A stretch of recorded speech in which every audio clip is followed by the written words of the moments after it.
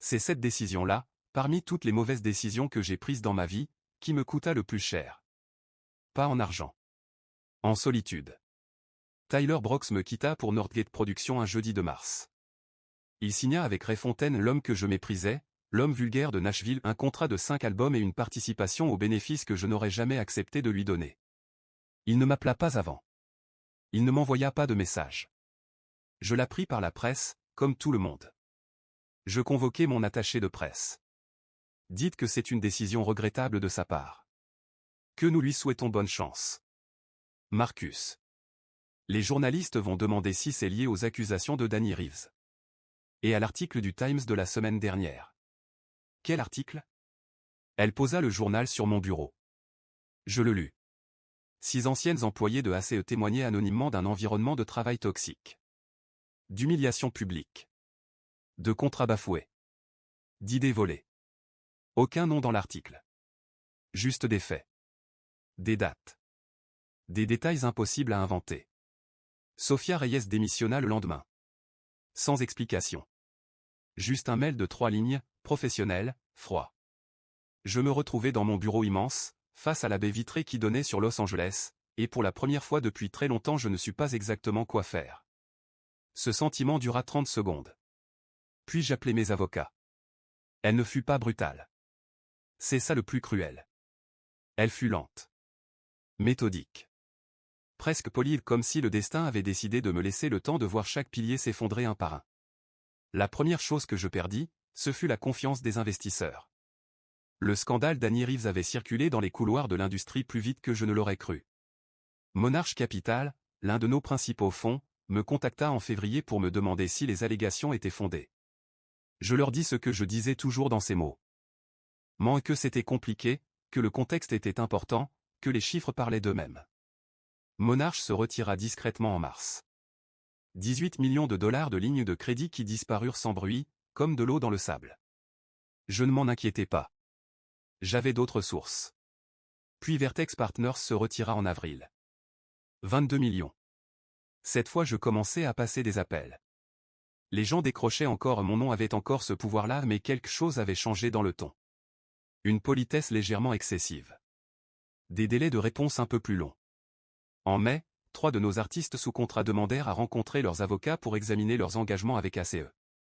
Je convoquai mon équipe juridique et leur demandai de trouver des moyens de compliquer ces demandes.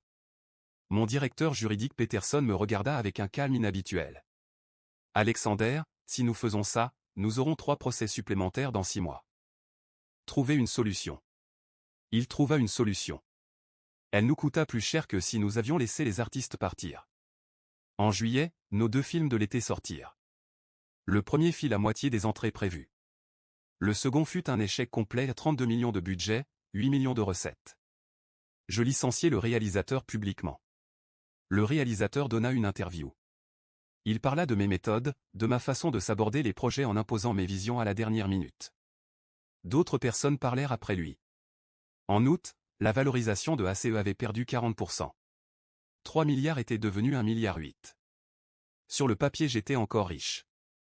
Dans la réalité j'étais illiquide, l'argent existait en théorie, pris dans des actifs que je ne pouvais pas vendre rapidement sans accélérer la chute. Je licenciai 30% du personnel. Je le présentais comme une restructuration stratégique nécessaire. Personne ne fut dupe. Mais personne ne dit rien non plus. C'est une chose que j'ai apprise trop tard, le silence des gens qui ont peur pour leur poste ressemble à s'y méprendre à de l'approbation. Je vendis la maison de Bel Air en avril de l'année suivante. Pas parce que je le voulais. Parce que je n'avais plus le choix. Les procédures judiciaires d'Annie, les artistes, 2 anciens employés qui avaient rejoint le mouvement après l'article du Times avaient généré des frais juridiques que même mes avocats les plus chers ne pouvaient plus contenir. Mes avocats les plus chers, justement, avaient commencé à demander à être payés d'avance. C'est un signal que je n'avais jamais reçu de ma vie. La maison était estimée à 9 millions.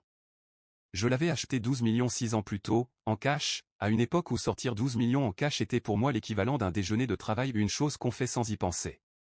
Je la mis en vente à 8 millions 5. Le marché était au courant de ma situation et les marchés savent. Toujours, et les premières offres arrivaient en dessous de 7 millions. Je refusai. Je tins 3 semaines. Puis j'acceptai 6 millions 8. 6 millions 8. Pour une maison de 12 millions. Je signais les papiers dans le bureau d'un notaire de Century City, un homme jeune qui essayait de ne pas me regarder avec cet air qu'ont les gens quand ils assistent à quelque chose qu'ils n'auraient pas cru possible. Je lui serrai la main en partant. Ferme. Le regard droit. La façade intacte. Dehors dans la voiture de location, la mienne avait été reprise par le Crédit Bail 2 mois plus tôt, je restais 5 minutes sans bouger. 6,8 millions. Moins les frais d'agence. Moins les frais de notaire. Moins le remboursement partiel des dettes prioritaires. Il me restait environ 3,5 millions. 3,5 millions. Pour quelqu'un qui avait été valorisé à plusieurs centaines de millions 2 ans plus tôt, c'était presque rien. Mais c'était encore quelque chose. Je me dis que c'était suffisant pour repartir. Je me trompais. Les procédures de faillite de ACE, lancées en novembre, absorbèrent une grande partie de ce qui restait. Il y eut des créanciers prioritaires que je n'avais pas correctement évalués. Des garanties personnelles que j'avais signées il y a des années sans y penser et qui se révélèrent d'une précision redoutable. Je m'installai dans un appartement de West Hollywood. 2 chambres. Vue sur un parking. 1800 $ par mois. La première nuit je m'assis sur le sol du salon vide et je regardais les murs blancs de cet appartement ordinaire dans une ville qui ne savait pas encore que j'étais là. Pour la première fois de ma vie, personne ne savait que j'étais quelque part. Je me dis que c'était temporaire. Que les gens comme moi rebondissaient toujours. Je le croyais encore. C'est peut-être ça le plus triste. La faillite de ACE fut prononcée en novembre. Je lus le communiqué de presse dans un café de West Hollywood, sur mon téléphone, parce que mon ordinateur avait rendu l'âme la semaine précédente et que je n'avais pas les moyens d'en acheter un nouveau immédiatement. Le serveur me redemanda si je voulais autre chose. Non merci, dis-je. Ma voix était normale. Posée. Comme si rien ne s'était passé. C'est la chose que j'avais le mieux apprise dans ma vie et ne jamais laisser voir. Ne jamais montrer. Cette compétence, à cet instant précis, était devenue parfaitement inutile. Il n'y avait plus personne pour qui tenir la façade. Les procédures de faillite absorbèrent ce qui restait. L'appartement de West Hollywood dut être quitté quand je ne pus plus payer le loyer. Je passai 2 semaines dans un motel de la Vallée, puis une semaine chez un homme que j'avais connu vaguement il y a 15 ans, qui me rendit ce service avec une gêne visible que je trouvais humiliante.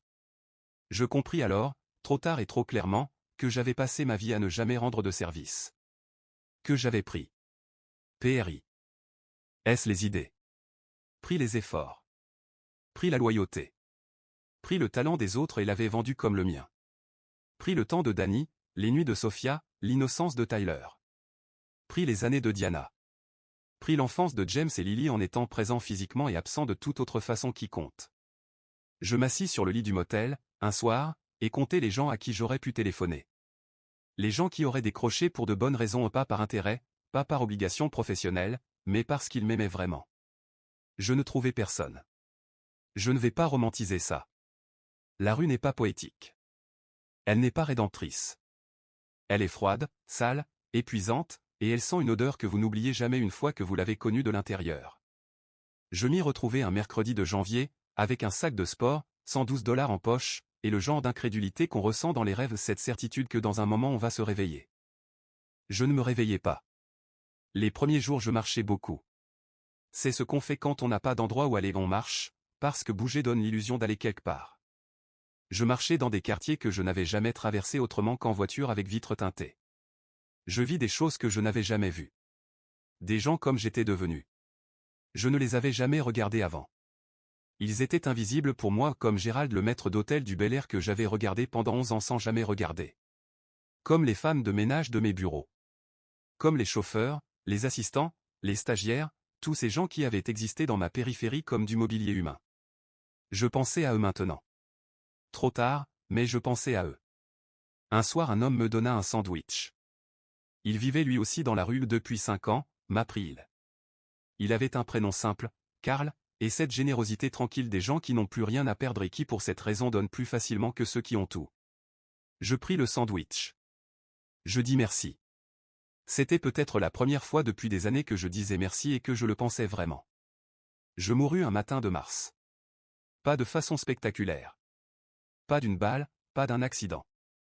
D'une pneumonie, comme les vieux et les pauvres meurent parfois par accumulation de nuits froides, d'immunité brisée, d'un corps qui n'a plus les ressources pour se battre. On m'emmena aux urgences d'un hôpital public de Los Angeles. Une infirmière me demanda mon nom, mon âge, si j'avais de la famille à prévenir. Alexander Cole. 53 ans. Elle tapa mon nom. Quelque chose passa sur son visage. Le Alexander Cole. Oui. Elle ne dit rien d'autre. Elle fit son travail avec le même soin qu'elle aurait mis pour n'importe qui. C'était peut-être la chose la plus digne qu'on m'ait faite depuis longtemps. Je restai 3 jours. Le 3e jour, dans la chambre blanche et silencieuse, je pensais à James. À Lily. À Danny. À Sophia. À Tyler. À Diana. À tous ces gens que j'avais tenus dans mes mains et que j'avais laissés tomber parce que je croyais que mes mains étaient le centre du monde. Je ne les appelais pas. Je ne savais toujours pas comment. C'est peut-être ça, la vraie définition de l'arrogance, pas de croire qu'on est le meilleur. Mais de mourir sans avoir appris à dire les choses simples qu'on aurait dû dire depuis le début. Le matin du 4e jour, mon cœur s'arrêta. Los Angeles continua de briller dehors, indifférente et belle, comme elle l'avait toujours fait. Et Alexander Cole, qui avait cru pendant 53 ans tenir le monde entre ses mains, le quitta sans que le monde s'en aperçoive vraiment. C'est souvent comme ça que finissent les histoires des gens qui croyaient être indispensables.